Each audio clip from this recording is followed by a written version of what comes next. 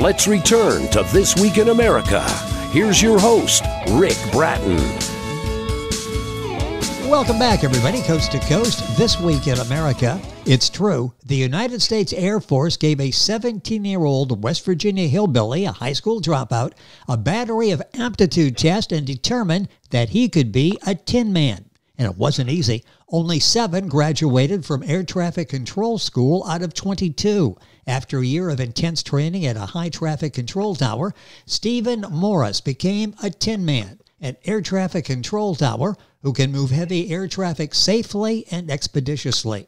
After 27 years as a Tin Man, Stephen became the director of a Fortune 100 company and a senior vice president at the 4th largest integrated facility management company in the U.S.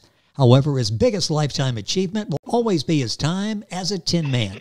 When he retired from the United States Air Force in 1984, he took over a former FAA control tower on Cape Cod, one of the hundreds of facilities the FAA PATCO union walked out of and were fired by President Reagan. Tall Tales from the Tower is a peek into the control towers, radar, air traffic facilities at airports all around the world, with true stories of recovering lost aircraft, emergencies, safely landing 17 fighters in severe thunderstorms, and air traffic control in a war zone. Stephen enjoys traveling now with his wife throughout the United States and Europe, enjoys American history, Civil War buff, interest in politics, and current events. Stephen Morris, author of Tall Tales from the Tower, The Real Hillbilly Elegy, is our guest on This Week in America. Stephen, welcome to the program. It's great to have you with us. Thank you very much, Rick. It's great being with you. I am looking forward to this. What a great book that you've written. Time in an air traffic control tower. I just look at what you people do and marvel at the talents that you have. And we'll talk about it during the program. But let's go back to the beginning of this. When did you decide to write the book? What was the inspiration to write Tall Towers from the Tower? Well, I initially wrote a couple of true air traffic control stories and shared it with my friends. And one of my friends, my last boss in the Air Force, who's also an author, encouraged me to write the book and put all my experiences in the book. He thought it would be interesting to folks. And of course, when I was in air traffic control, a lot of people asked me questions about what is air traffic control, what did you do, and what are the different types of facilities and positions within the facilities. And so I got to thinking, well, I'm a retired senior master surgeon, and most military memoirs are written by colonels and generals. So I said, why not a memoir about air traffic control, my experience? Since we senior master surgeons are the backbone of the Air Force, so my friend Bill Gunnan, who is a retired pilot, checked out on 16 different types of aircraft. Wow. He's also an author that wrote Secret and Dangerous, the night of the Santoy raid, POW raid. So he helped me as I went through it and would review things for me. And so he was a big help and encouragement. And that's basically why I wrote the book. The book by Stephen Morris is Tall Tales from the Tower, The Real Hillbilly Elegy. His website, Stephen's website is talltalesfromthetower.com. Easy to remember title of the book. Book available at Amazon, all of the usual places. So much to talk about, and you make us feel we're right there with you during the career. You had opportunities during this successful Air Force career to be a controller at an FAA tower, considerably more money. Why didn't you do that? Well, it's true. Back in the 60s, 70s, and 80s, the FAA made considerably more money as controllers than Air Force controllers. And the reason I stayed in the Air Force. Is in 1964, my supervisor, we came to work on a afternoon or swing shift, and he handed me a book and said, "You really should read this." And the name of the book was None Dare Call It Treason. And it was written by John Stormer and sold about 7 million copies. It was a compilation of facts from hundreds of congressional investigations and authoritative books on the communist socialist attempts to infiltrate the U.S. government and our major institutions. And I would say that if you read the book today, I think you would see a lot of parallels as to what's happening in the world today. Interesting. And that kept you in the Air Force. And we'll talk about this career. And I want to talk later about the difference between the two. You've got a great explanation of its two totally different skill sets to be an air traffic controller for the FAA and the U.S. Air Force. When we talk about air traffic control, we hear a lot about the pressure that's on you. Did you experience that pressure? Did you feel that pressure? Yes, I did on occasion. I would say if I look back at my 27 years in air traffic control, it was probably maybe 10 to 15% of the time. I think anybody that works heavy traffic will feel a little bit of pressure. For example, recovering 17 fighters in severe thunderstorms in Louisiana. I had 17 of those fighters on individual radar vectors around the thunderstorms. I had the thunderstorms ghosted in on the radar. And so to keep up with 17 fighters, to make sure that I had required separation and that I remembered their headings.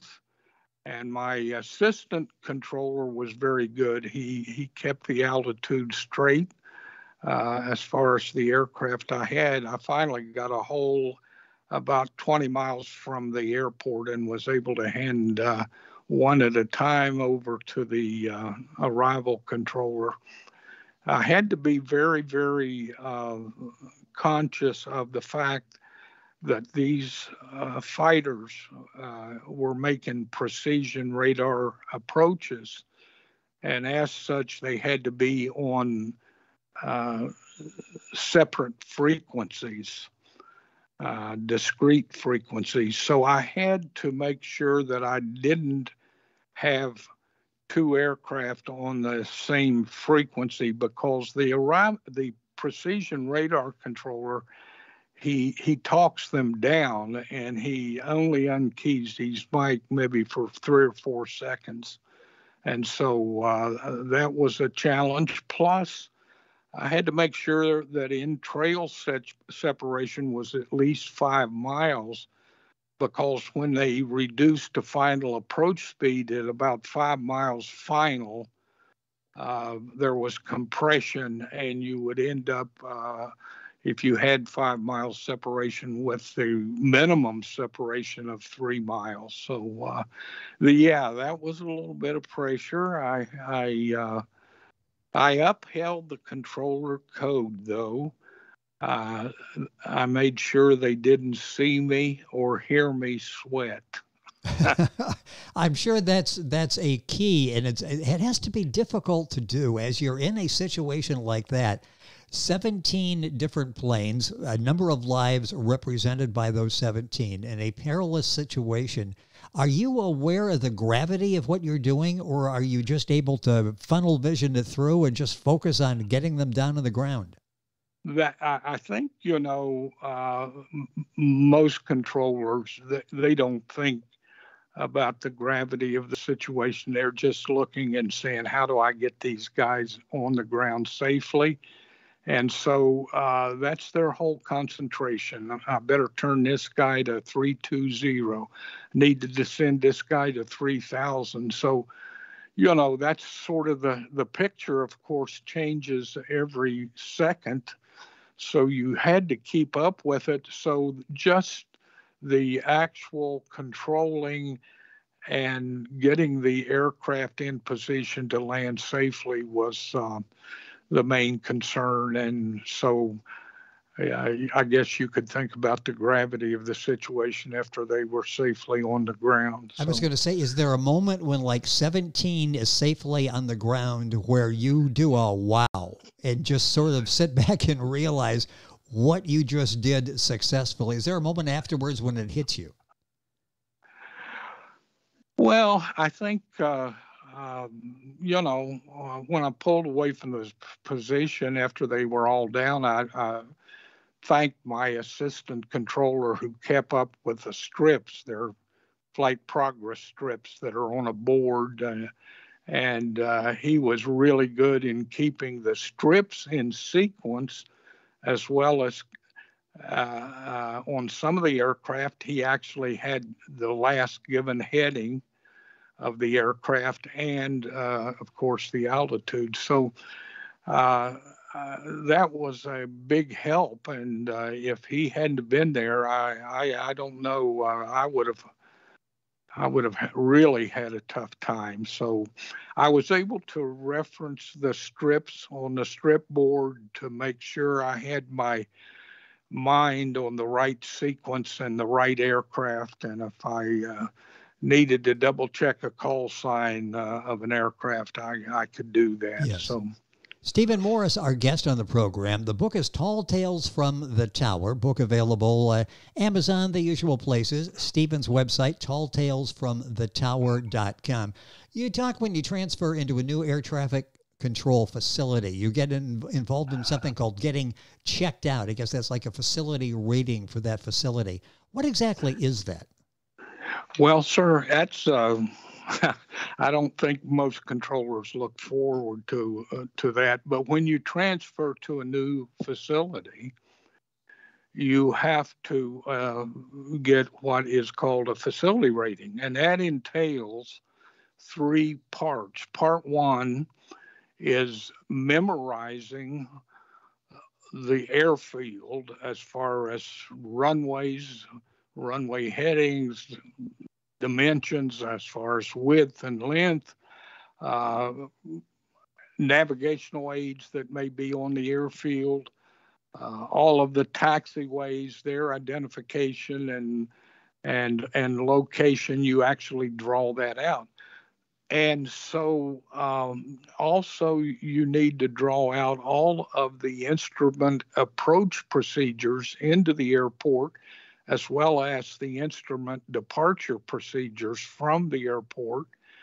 And so that is really a challenge because you memorize those, and that includes, minimum altitudes, the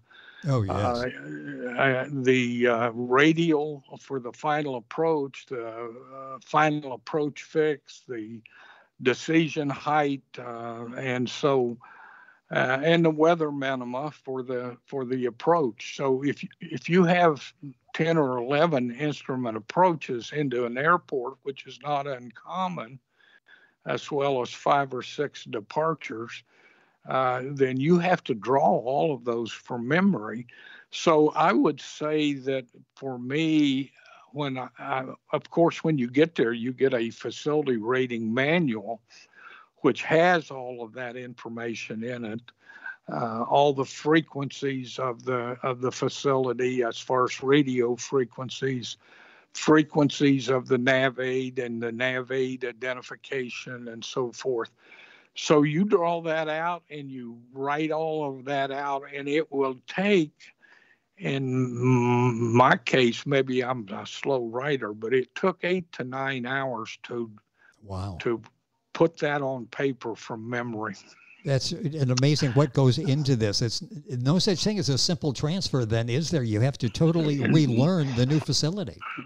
No, there isn't. The whole airspace, of course, when you transfer is different. The only thing that remains the same is pretty much phraseology. Yeah. Is the same. The separation criteria is the same, but as far as airways and airspace dimensions and handoff procedures and that sort of thing, those are specific to that facility.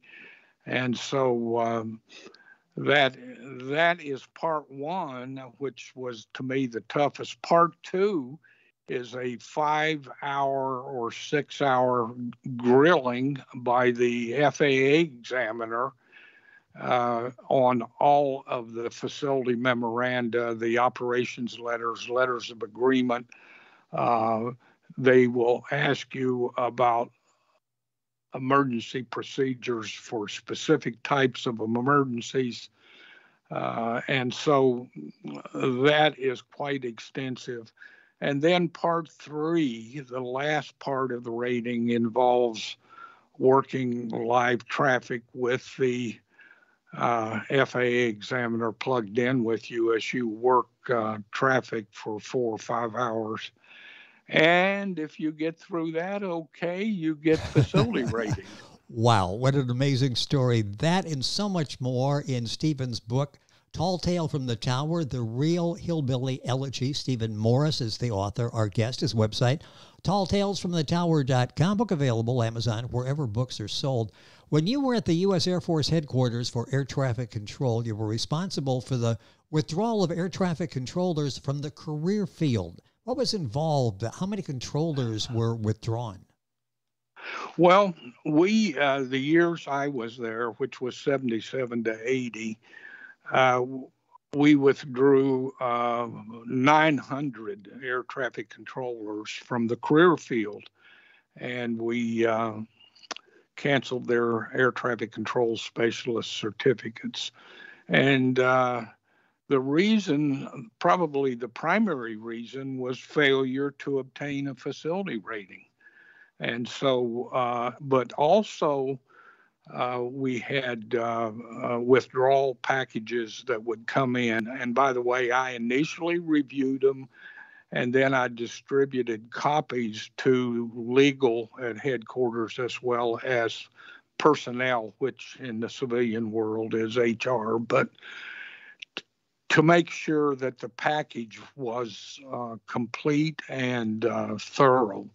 So we also had people withdrawn for drug and alcohol abuse. Controllers back in my day were checked unannounced for drugs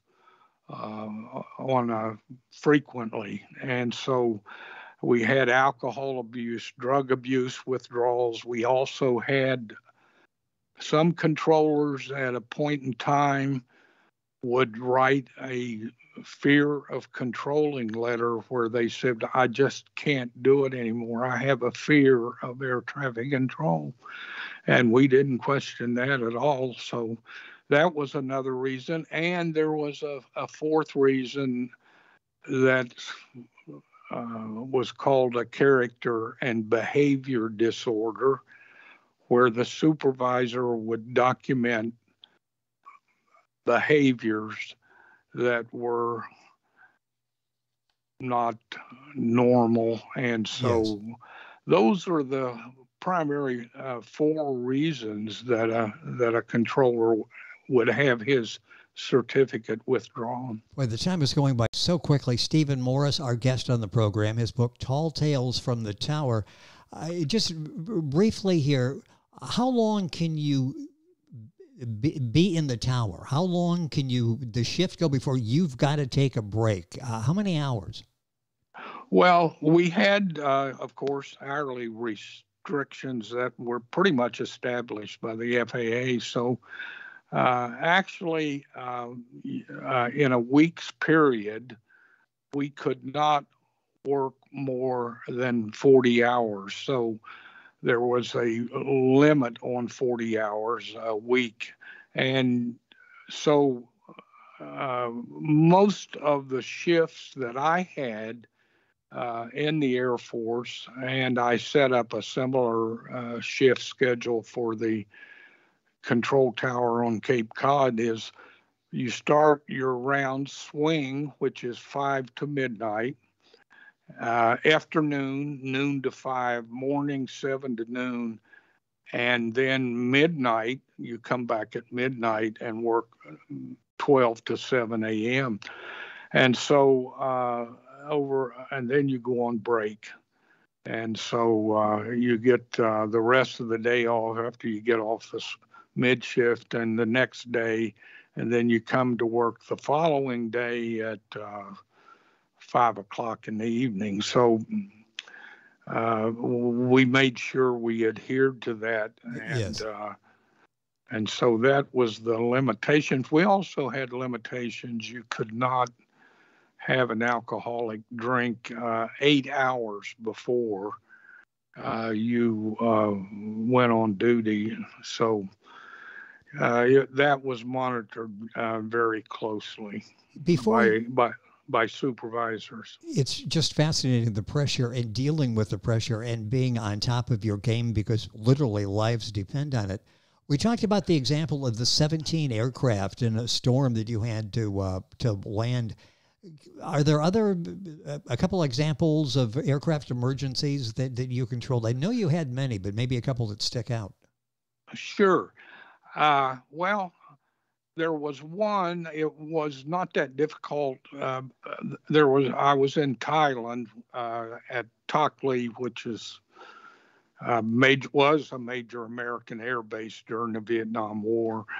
And I had a A-37, a Thai A-37, touchdown, and the gear collapsed, and he started skidding down the runway.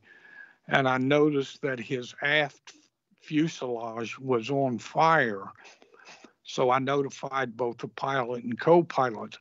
Now, the pilot and co-pilot in an A-37, they sit side by side. So each of those, the co-pilot and the pilot, put their leg over the side of the aircraft and rode it like that. Wow. Until it came to a stop, and then they jumped and started running, and almost immediately the aircraft burst into flames. So that was one that wasn't, it's sort of routine. But I had another one that's quite dramatic. I was working in the Azores, Portugal, Lodges Field, which is a big American air base in the Azores. Now, the Azores is a 9-island archipelago, and Lodges is on Terceira Island, and that island is 900 miles west of Lisbon and 2,200 miles east of New York City in the North Atlantic. And it's not so critical maybe today, but certainly in the 50s and 60s when we had a lot of prop-driven aircraft, they would stop there and refuel when they were going to Europe. So I'm working precision radar in the radar approach control at Lodges in the Azores, and I hear the approach controller pick up a aircraft, a Piper Comanche of all things, 50 miles north, emergency fuel, and she requested the run. Let me explain. The runway in use was landing and takeoff to the northwest because the wind was out of the northwest. But she requested an opposite direction landing because of her critical fuel status.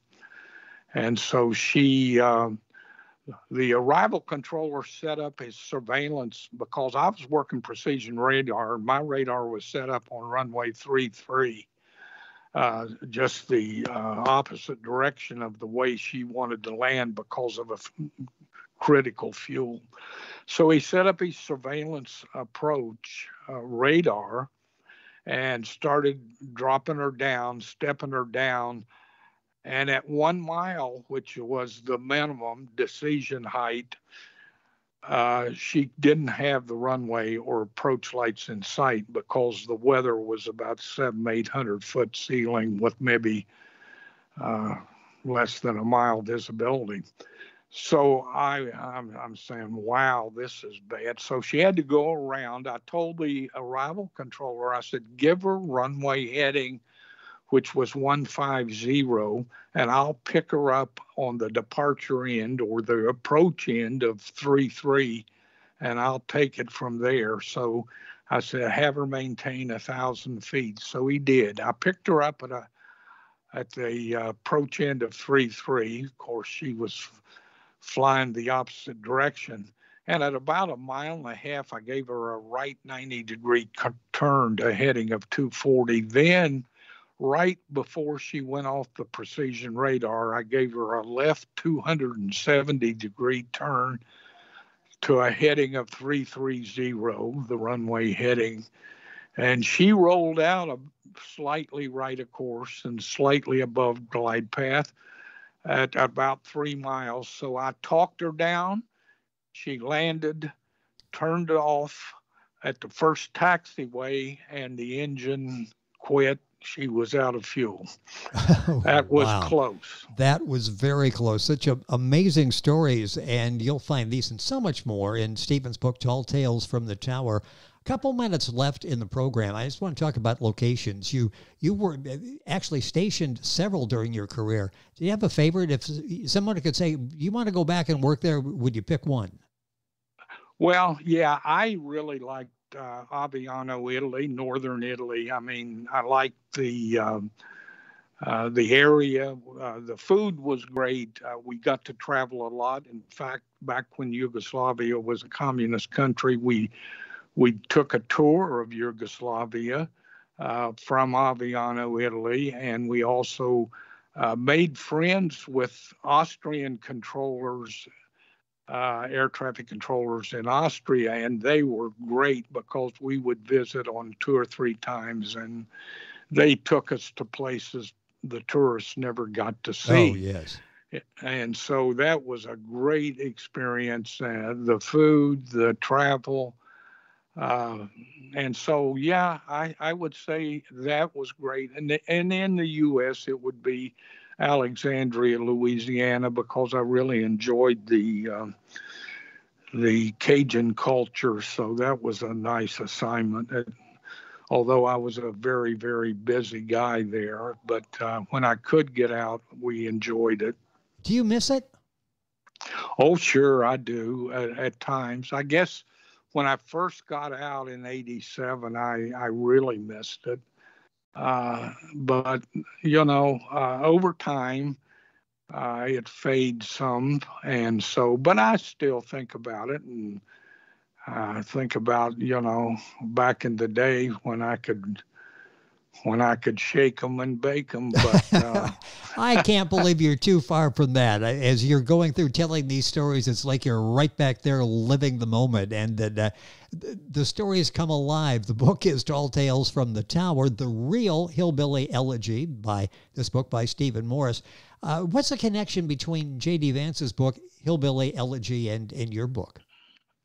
Well, this is... Well, J.D. Vance wrote a good book. I read the book. However, he violated the hillbilly code of conduct by throwing his mother and his grandparents under the bus. I mean, he flat said, hey, well, my family, my mother and my grandfather and grandmother, they were drunks and drug addicts, and my mom ran around with a bunch of men. I mean, a real hillbilly. First of all, he was born in Middletown, Ohio, and so he cannot claim that title of being I know hillbilly. where Middletown, Ohio is. That's not hillbilly heaven there, I'll tell you that. That's right. So anyway, I thought, now my wife, her family, now she was born, by the way, in Middletown also. So her family is from the same place in Kentucky, Jackson County. So she is really upset with what he did as far as his parents.